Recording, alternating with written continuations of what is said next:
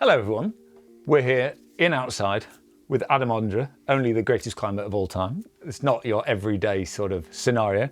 Hello Adam. Hello. Thanks for coming today. So today we've been out climbing on the limestone and the gritstone, and it's been really cool hanging out with Adam and seeing how he works. And we're going to get nerdy on some of his gear. Have you found it today? Fun day climbing in the peak?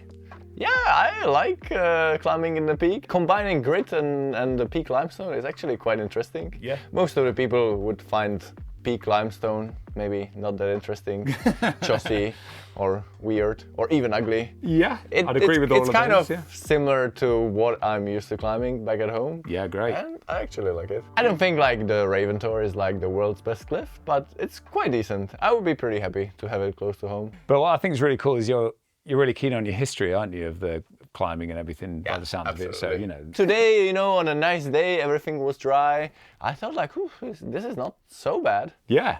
It did feel weird. It's probably the best I think I've been there. I didn't even get to climb, but yeah, it was great. Great to hold your ropes today. I felt a bit of pressure, but it was cool. But yeah, we wanted to talk about your gear because it's been interesting watching today. So obviously, we were down at Raven Tor to start. We were trying hubble. Well, you were trying hubble, not me, obviously, and using your sport drawers and things like that. And just what you changed up. So I wanted to talk a bit about that. But before we unzip this beauty, this is the same bag I use as well. Yeah. It's really cool. You like this bag? A lot. It's by far the best climbing bag I've ever had. And I'm switching a lot between Neon 45 and 55. Yeah, okay. So basically, winter I use the 55 because you have big jacket and thermo. Yeah, okay. Oh, yeah, nice. And I really don't like wearing like another robe bag around my my shoulder. So with the 55, even in winter, I feel like I can still pack in. And if I have like a lot of things, then the big jacket is outside. Yeah. And you can't strap things to it, but it's a bit of a shame, isn't it? But yeah, no, I love this bag because I love the fact it stands up. That's really cool, isn't it? Yeah. And then obviously we can get into it. And you can still use it as a robe bag if you know the ground is You get that dirty. really cool tarp with it, don't you? Like we were using that today. I love that, yeah. I was impressed how much you had in this actually today because we went on the grit. Yeah. You had your trad rack in it. You still had your sport drawers in it. And your 80-metre robe. And it's like, no problem. Then you took some other gear as well. I didn't carry anything. It was great. Yeah, it's usually the other way around. So yeah, really, really, really cool bag. Let's have a look inside it. Yep. If you open it up, got two choices. Some snacks. Okay, important. On a big day, there is just some leftover grapes. But on a big day, I definitely focus on having like a proper lunch. So usually some leftover from dinner. Yeah. Can be like rice with vegetables and some source of protein. So quite healthy foods. Yeah, some bars, some fruit. Haribo or anything like that. Yeah. So nice, good. What else we got in here? Yeah, your shorts, which famously blow away sometimes, I believe. Yeah. Because they are so light. Yeah. Mammut Masone light shorts. Nice. Really good. Because it was interesting today, I thought, because it's actually quite cold in the morning at Raven Tor. And then all of a sudden, you're climbing, you're like, all off, you know, not much left. Yeah. Over the time, I really just started hating climbing with long pants, no matter how light they are. So you just get And it's almost like I almost never really climb nowadays in long pants, no matter how cold it is. Right, so what's next in your bag, Adam? I can see something at the top there. Knee pads and this thing. I wondered what that was for. Yeah. So you find these work better, obviously, in shorts rather than trousers? Yeah. Yeah. Basically, long pants and knee pads is the worst thing ever. Okay. A lot of the things, they say they hate knee pads, but because they mostly tried with long pants, and it's just like the worst feeling ever. Yeah. Almost never do it. You always have two with you? Yes. Yeah. Also, this is black pad, and it's like right and left. No way. So, that's clever, isn't it? Yeah, cool. I think these knee pads are, for most of the things, the best I've used so far. And this is for? This is in case it's a hard knee bar or it's a very long route and you know you will sweat, it's good to tape it. I would say I only tape like 20% of my climbing on sport climbing, almost never in bouldering, but it's good to have a tape like this. Does it hurt when it comes off? I'm not you go so quick or hairy. take your time? I know some friends who actually shave. Oh really? Just for the knee pad? Nice. Did you wear knee pads in Fontainebleau or on the 9A? Yeah, just the left one. That's the left one, yeah. But no, and I didn't. No book in there. No book in there. No need. I mean, I'm tall enough. Yeah. It's actually I've never had a book in my knee pad, No, and I well, think it must be horrible. Me neither. Really. I've never worn a knee pad, but yeah. There's also the spray that some people use underneath. To stick it on. It could be a good alternative instead of like using a tape. For a very serious climb, I use both. Yeah, nice. And I thought it was interesting today. You didn't particularly want to use a knee pad, did you? Down at Hubble, you know. On Hubble, I think it's good to like stick to the original version. Yeah. I think there is this knee bar which basically doesn't work at all without a knee pad. Okay. So that's good. You can like choose. But if there is a knee bar that kind of works without a knee pad, then it's a bit more tricky to like, should I stick to the original method or not? Yeah. Because like not using a knee bar at all is kind of contrite, I think. Yeah. Yeah. Nobody really thinks like, okay, this first ascent was done without a heel hook. Because, true, like, with the climbing shoes from but also with the climbing shoes from the 80s, it was basically impossible to heel hook. So yeah, we were discussing that earlier, how some of these problems we go back around them on the gritstone or whatever with people from that era. They're like, you can't put your heel there. I'm like, why? So basically, like introduction of knee pads and people knowing how to knee bar inevitably like will lead to downgrading some of the classics. What's next in there? Chalk and chalk bag. Yeah, I found this interesting. You seem to always use super light chalk bag. Just there's just no point in having extra not weight. to use a heavy chalk bag. So this is the super lightweight chalk bag from Mammut that we developed with Jakob Schubert. Nice. Means it's basically almost nothing. Yeah. It's big enough for the entrance. Yeah. So like no matter what, you always like know I like that. how Stiff, to isn't put it? Yeah. I think this construction is like genius. Great. And inside, it's nothing there. Yeah, nice. And people think like I think like climbers all over after the time just started thinking like you need this fluffy thing inside. Yeah. I think my dad made his own chalk bag in 1984, and it more or less looked exactly like that. Great. And I think 20 years later, he still had it. Then he lost it, and he was really sad about it. And I think it's also good that it's like dries up super quickly. Yeah, for deep water solar or something. Yeah. Cool. I think everybody should have a little brush on the harness. Yeah. From the wild boar, not plastic one. Yeah. Not good for the grit. No. Or sandstone. No. Works better, doesn't it? Yeah. And I think it's a good behavior to always have it like in case like. Yeah.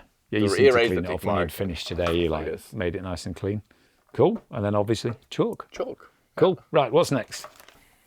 So, this is the lightweight harness that I'm using, the Masone Light. This is like my version with my I saw signature. your name on it. Yeah. Nice.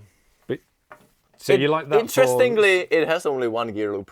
I think it's 2. Of course. One on each side. Yeah. So it doesn't have 4, which for tread climbing could be a disadvantage. Yeah.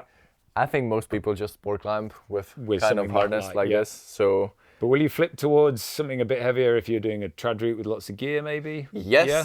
Or I would flip to the center one if I know I'll be working out the route and I'll be hanging there for a really, really long time. Yeah. But I feel like for most of the climbing that I'm doing, this is a good compromise. It's super comfortable for climbing. Obviously, being that light, hanging there for hours in the steep stuff, it's not as comfortable, but giving the weight, it's pretty good. It's not like this is heavy though, is it? It's pretty light. It's still pretty light, but so for like maybe multi-pitch, I would grab this. Go for this, yeah. For like sport climbing, as well, I have this. Yeah. No, this feels really comfy. It's been really popular. Yeah.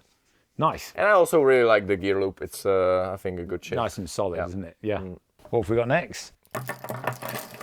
I usually have different quick draws for a day at the Crag. Okay. So even sport climbing? Yeah. Okay. Yeah. So these are the super lightweight. Yeah. Sender Light. Okay. Which I find really good for on-siding. Let's be clear. I think if you have a small hand, they work really well. Like, I think there are different quick draws on the market with a similar weight. Yeah. But some of the shape being so small with a bigger hand, it just doesn't work. Okay. This one, in terms of like the compromise between the weight and the size and the shape, I'm not saying is like amazing for like the comfort of the clipping of the rope itself. Yeah, true. But You know, if you are like doing a hard sport route on site with like 25 quick draws on your harness, Makes a big deal, it makes a doesn't it? big difference Yeah. whether you're wearing this or this. Nice. On the other hand, if I'm making a hard on site on a short sport route, let's say wearing 6 quick draws, I would probably bring this one. This is the workhorse. Workhorse. Yep. Which is a bit heavier, but I feel like I can clip faster both into the bolt and clip the beaner. Yeah, I've always struggled with These quick draws I would use for sure for the projecting. Yeah. It's better. It's for me. This is a better size for super fast clipping, And it's easier to grab there as well if you need to like work between it. Yeah. And also, I think this is a 12 centimeter. This is a 17 centimeter. Yeah. So I always make sure I have like 2 or 3 in the bag, in terms of like, you know, if sometimes if you have the short ones, the rope drag is there. But at the same time, I don't like to always climb with a 17 centimeter. Let me be clear, like if I use this one for Hubble, I'm probably scared that I might. Yeah, it was quite like close to the floor. At least like mentally, those 5 centimeters extra can make a difference. Well, it was interesting to take because you ended up swapping in the end to do a screw gate, didn't you? Yeah. Verbal. I mean, there was one bolt, I guess. It was just. So you pre-clip the second bolt. Yeah. So basically, first ascent of Hubble has never been done, like the proper one. There you go. Back around. Yeah, back around. Cool. No. And if you went trad climbing, you'd still use these, you think, or do you change climbing with just those the ones? light Nice. Great. Absolutely. Let's see what's next. So for sport climbing, my most regular shoe is Solution, Yep. which is, let's say, the stiffer shoe for sport climbing. But usually for sport climbing, I end up doing some knee bars, for example. So I want the stiffer shoe. Right. For like climbing in the gym, I would get like a Solution comp, which is softer. Why does it help being a stiffer shoe for a knee bar? But someone who doesn't do any knee bars, I just been intrigued. Interestingly, the most pressure you ever make for the climbing shoe Right, in I climbing suppose, are against the knee bar. Yeah, that's a good point. Yeah. Wow. So you make an incredible pressure like in this direction. It'd be painful on the foot after a while. And For tiring. bouldering, I would definitely always have Ondra comp in my bag. Today you had Solution Comp. Yeah. Yeah. And you found that worked well on the gritstone as well as the limestone? Yeah, I think this one would be way too stiff. Yeah, for I the think limestone, so. For the gritstone. Yeah, and that's Ondra slabby comp, I little think, would be really good. Nice. A lot of feel on there. Yeah. So obviously you've got a rope. They're quite helpful for climbing. For this trip, I brought unusually thick rope because I'm also going trad climbing. So this is the Crag 9.5. Yep. I think it's a great compromise if you want a rope for everything. Yeah.